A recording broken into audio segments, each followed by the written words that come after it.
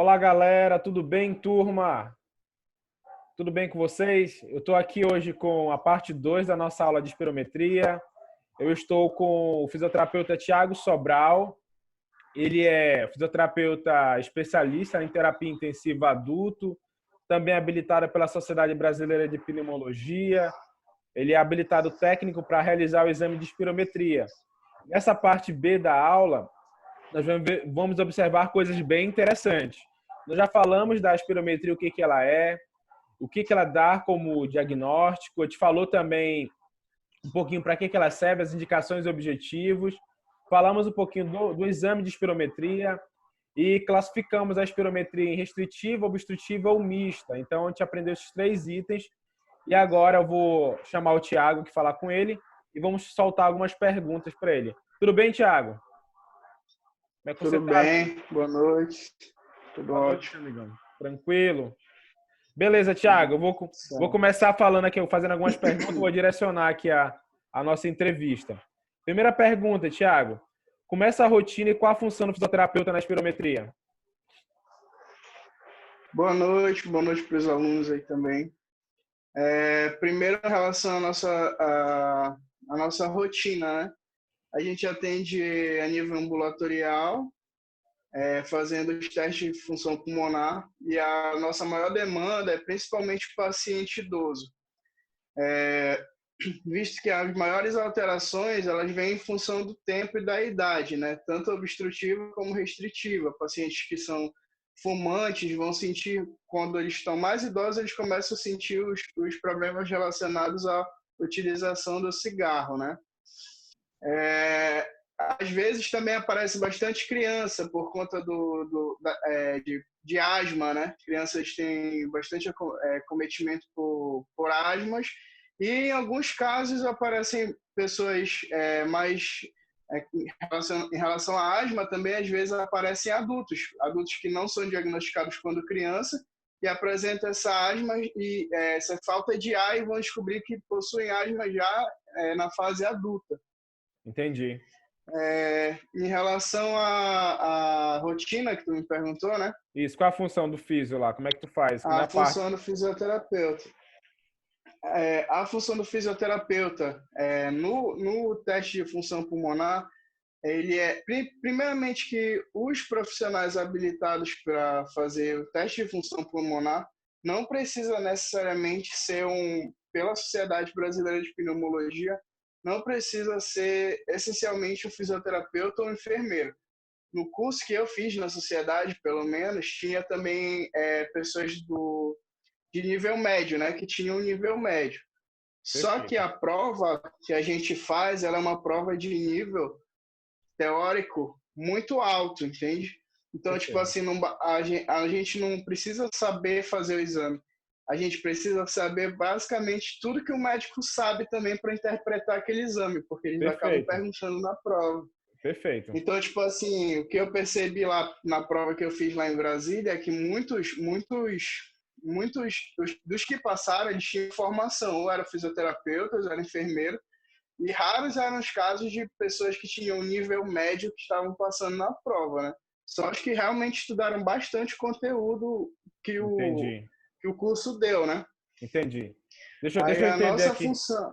Deixa eu entender Tá, rapidinho, fala só aí. para os alunos entenderem aqui. Então, ó, o Thiago falou então que o grupo dele alvo é um grupo de idosos, geralmente, idosos também que fumaram ao longo da vida, crianças asmáticas e pessoas de meia idade ou pessoas jovens que não tiveram diagnóstico na infância e vão ter o diagnóstico agora já na fase adulta.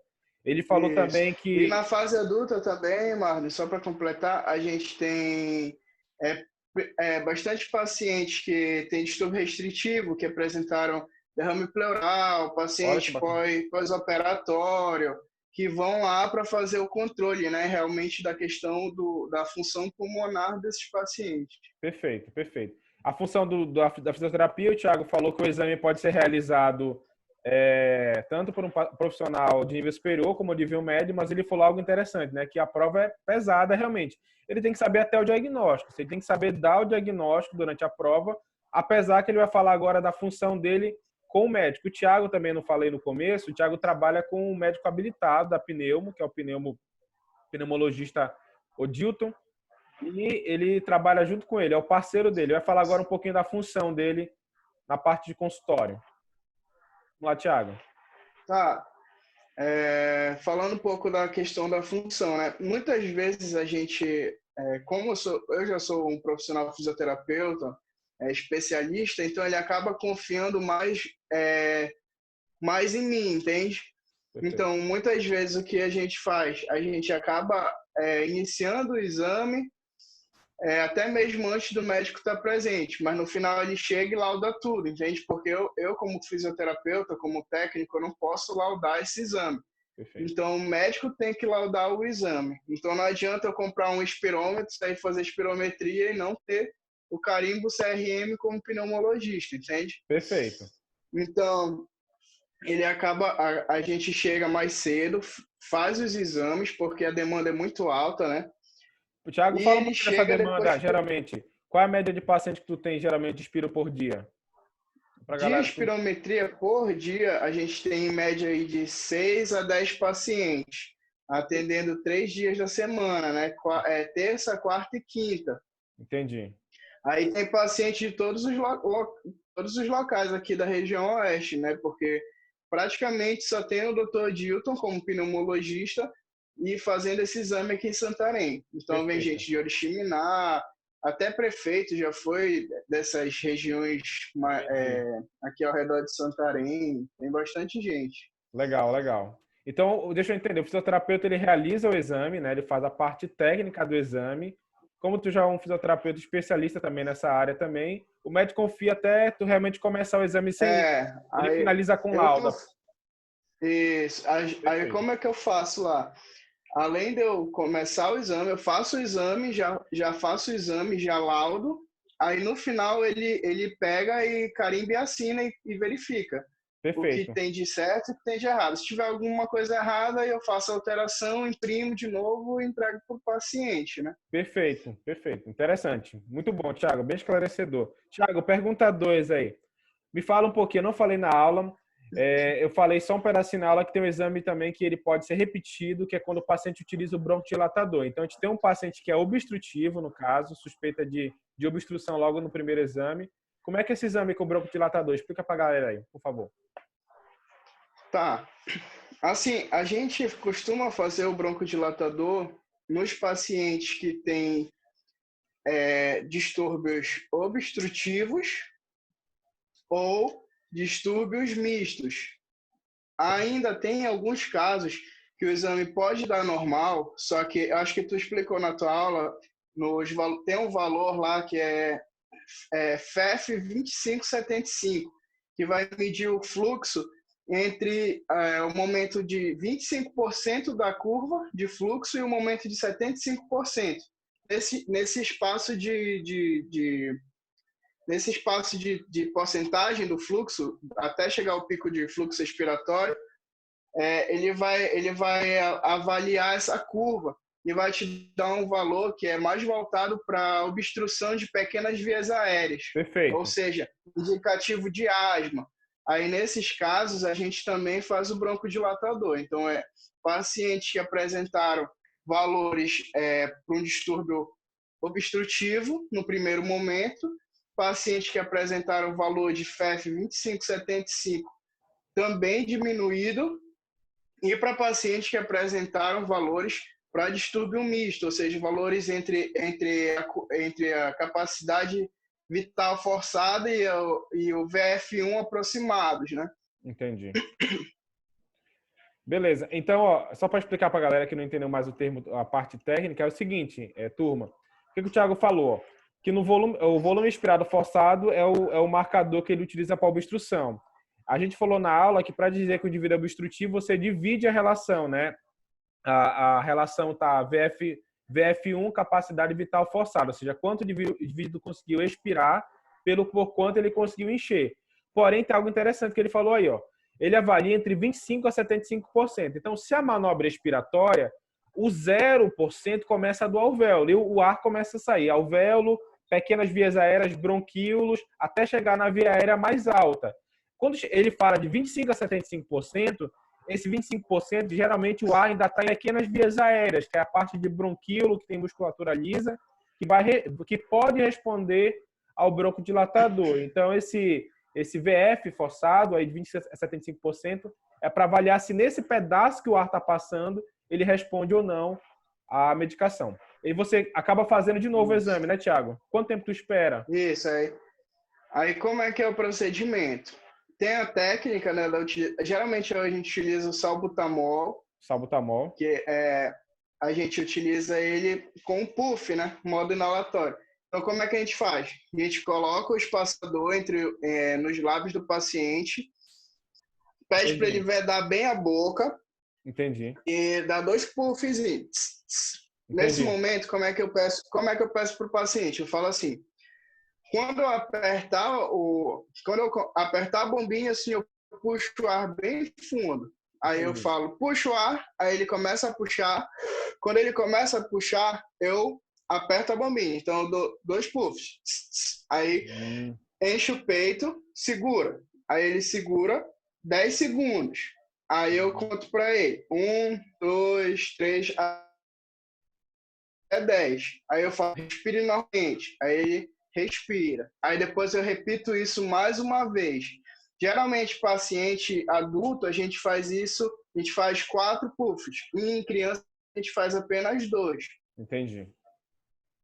Aí repete, quanto tempo espera para repetir Aí a gente espera 15 minutos. A Sociedade Brasileira, ela recomenda a gente esperar 15 minutos para refazer esse exame, que é o tempo do efeito realmente da medicação. Então, não adianta a gente estar com pressa para pegar tem muito paciente, aí faz o broncodilatador, manda ele lá para fora, espera 5 minutos e já traz de volta, porque não vai ter feito a medicação. Então, ela recomenda que a gente espere 15 minutos para ter o efeito da medicação, para poder a gente refazer esse exame. Perfeito. Foi bem aplicável aí. Tranquilo, gente. Então, ele está falando do broncodilatador, medicação para ver se teve melhora dessa obstrução. Ele faz, espera 15 minutos e tem que refazer o exame, ver se melhorou os parâmetros analisados antes e depois. Tiago, vamos lá. Terceira pergunta. Quais técnicas você utiliza em idosos com exames difíceis? Aquele paciente que não consegue compreender o teste. Dicas aí para a galera, como realizar esse exame. Beleza. O que acontece é que a gente... eu tenho, às vezes, dificuldade em relação a pacientes que são do interior, né? Uhum. Por exemplo, uma vez foi uma senhora comigo, que ela era de uma região quilombola, aí ela fumou a vida inteira, né? Às vezes o paciente nem sabe quanto tempo fumou, porque começou a fumar desde criança, entende? E eles não fumam o cigarro convencional. O que eles fumam é aquele tabaco, né? Que eles fazem, que é algo bem... que é um cigarro bem maior. Então, isso dificulta até na hora da gente colocar os valores no sistema, para fazer o cálculo do maço ano, entende? Entendi. Então, tipo assim, eu faço uma média, assim, como aquele cigarro ele é bem grande, alguns eles fazem grande, né? Então, eles fumam, por exemplo, eles falam, eu fumava 2, 3 por dia. Só que 2 cigarros daquele é como se fossem os 15 cigarros, mais ou menos, daquele pequenininho que a gente fuma, entende? Nossa, então, eu acabo tipo assim, eu aumento. Então, por exemplo, se o paciente falou para mim, eu fumava 2 cigarros daquele tabacão. Então, eu coloco lá uma quantidade que seria mais ou menos relacionada à quantidade dos cigarros pequenos, para fazer o cálculo do maço ano, entende? Perfeito. E como tu ajudou essa senhora? Como tu ajudou essa senhora? Tá. Então, o que acontecia? Aí eu dava o comando para ela. A sociedade, ela pede para a gente, não só para a gente falar o comando, mas para a gente demonstrar. Então, como é que eu faço? Eu boto a paciente ficar sentada do meu lado. Aí eu não pego o material e coloco na boca. Eu uso a minha mão como se fosse tubete. Então, eu explico para ela assim, pela sociedade, pelas normas, eles falam para a gente que a gente faz com o paciente sentado. Só que em alguns casos eu peço para o paciente ficar em pé, porque alguns deles fazem a manobra sentada, eles fazem isso aqui com a coluna. Flexão, eles fazem né? uma flexão. Então, eles podem estar falseando o resultado do teste. Então, peço para ficar em pé, aí eu demonstro. A senhora vai puxar o ar bem fundo, rápido, e depois a senhora vai soprar bem forte. Aí eu pego e faço. Perfeito. E falo o máximo que a senhora conseguir. Entendi. Geralmente, nos pacientes obstrutivos, eles pedem para que dê um tempo maior, né? Porque pelas normas eles colocam lá um tempo expiratório de 6 segundos. 6 segundos. Nos pacientes obstrutivos, eles colocam um valor de 10, até 10 segundos é o suficiente para ter um resultado satisfatório. Tiago, uma pergunta. Além dos 6 segundos lá de manobra, existe alguma regra também do platô? Ou seja, se o paciente conseguir manter um platô ali de um... Sim, sim. Aí eu utilizo mais o platô, Marlon, como tu Falar. acho que tu explicou na tua aula, né? Um platô de 1 segundo. Então, como é que seria isso? Porque muitas vezes o paciente ele não... à exceção dos pacientes obstrutivos, que a maioria deles utilizam mais de 6 segundos, os outros, eles não conseguem chegar nos 6 segundos. Então, o que acontece? Para chegar nesse platô, tu tens é como se fosse uma escadinha no gráfico. Sim. Vai ter a escadinha, aí no final tem um platô, que é uma linha reta. Sim. Essa linha reta tem que durar pelo menos 1 segundo. Perfeito. Então, quando o paciente está expirando, se eu vejo que deu platô de 1 segundo, eu já peço para ele expirar, entende? Entendi. Eu utilizo dessa forma. Eu utilizo mais o platô do que os 6 segundos em si. Entendi. Ele reproduziu 2 manobras idênticas, mas é um exame aceitável. Sim, tem que reproduzir 2 manobras com valores, geralmente, se for valores aproximados, né? Sim. Só que se o paciente tiver um exame normal, a gente aceita também manobras com valores mais altos e outros mais baixos, desde que estejam os dois ali dentro da normalidade, né? Quantas manobras pode fazer? Mas procura sempre os que estão mais próximos. Entendi. Quantas manobras? Pelo curso, a gente... Lá, eles preconizaram para a gente 6 manobras, 6 a 8. Entendi. Eu faço 3 manobras, tá? Eu faço 3 manobras. Se o paciente tiver obtido valores ideais, satisfatórios, as 3 manobras já são suficientes para mim. Perfeito. Mas, geralmente, se o paciente... eu sempre faço o exame e olho os valores, né? Então, se ele teve valores variados, eu costumo fazer 5 manobras. Aí dessas 5, no final, eu vejo os valores mais aproximados e se houver necessidade, eu faço mais 3 manobras, se for preciso. Entendi, né? Entendi. Então, a quantidade de manobra depende de como é que foi essas manobras, se teve muita diferença ou não. Isso. Perfeito. Muito bom. Tu já respondeu a próxima pergunta. O preconizado é 6, né? 6. Então, eu faço 3. Se houver necessidade, eu faço mais, entende? Perfeito. Tu respondeu já a próxima pergunta, que é o exame aceitável, que é realizar 2 manobras com valores aproximados, entendeu? E manter aquele platô de 1 segundo, dos pacientes normais, manter uma manobra até 6 segundos, nos obstrutivos, estender os 6 segundos para a exalação completa. Última pergunta, Tiago, aqui, ó. Qual a rotina da físio após o diagnóstico restritivo ou obstrutivo do paciente? Ou seja, fala um pouco do teu serviço, o que a fisioterapia faz nessas condições. O paciente chegou agora com o diagnóstico médico, já carimbaram, tudo certinho lá. Restritivo ou obstrutivo? Como é que é teu atendimento com esses pacientes? O que tu utiliza de técnicas? Qual é a tua rotina da fisioterapia com esses pacientes? Beleza. A nível ambulatorial, como a maioria dos pacientes que chegam para mim, né, de respiratório, são indicações, como é praticamente o Dr. Dilton que atende aqui em Santarém, então chega bastante paciente dele. A maioria deles eu já fiz o exame, ou ele já me passou o caso, a gente tem uma relação assim bacana de conversa em relação aos pacientes. Legal. Então eu já tenho um norte melhor para tratar esse meu paciente, né? Perfeito. O que a gente tem lá a nível de ambulatório? A gente tem ventilação não invasiva, né?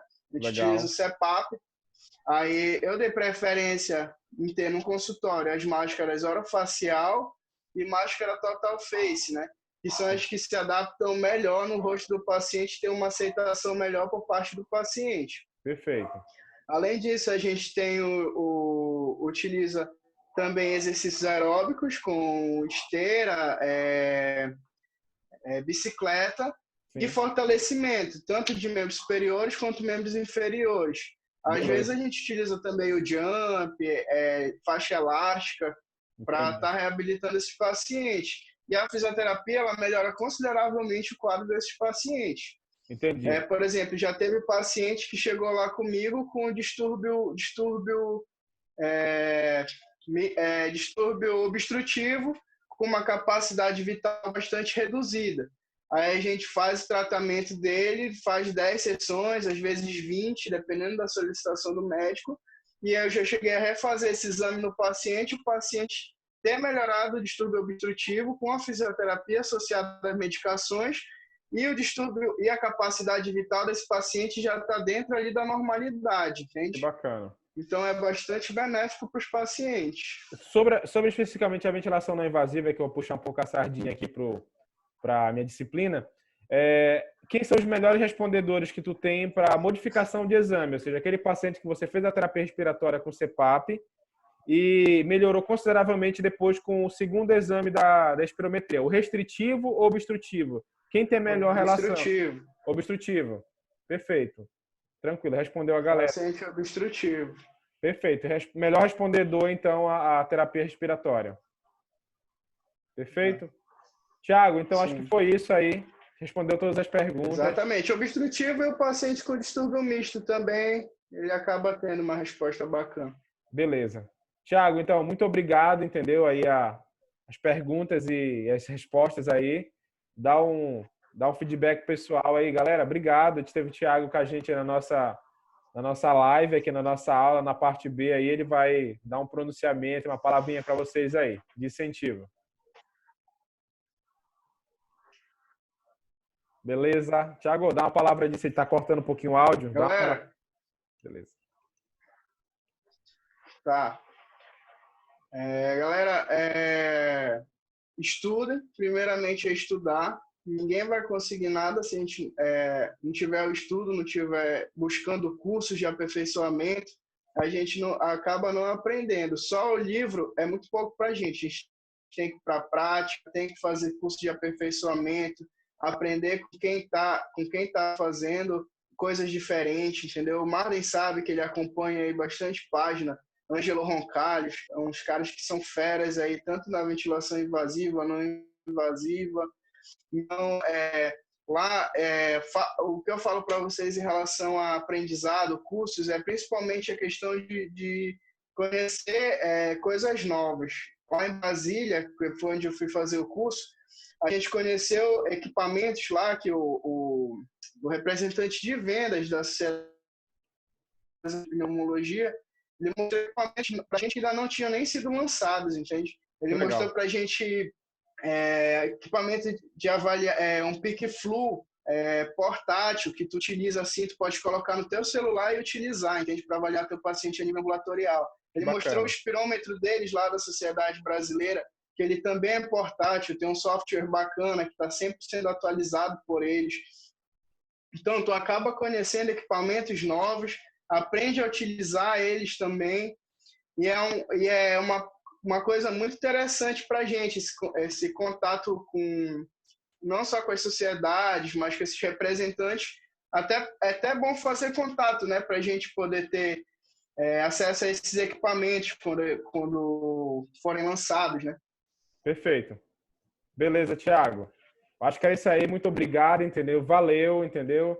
Até a próxima aí. Valeu. Espero que a gente esteja em contato prático após passar esse período de pandemia. Vamos lá. Passar o corona aí, a gente vai para a prática. Leva equipamento lá para vocês, para a gente fazer uns testes bacanas. Beleza. Tchau, Tiago. Obrigado.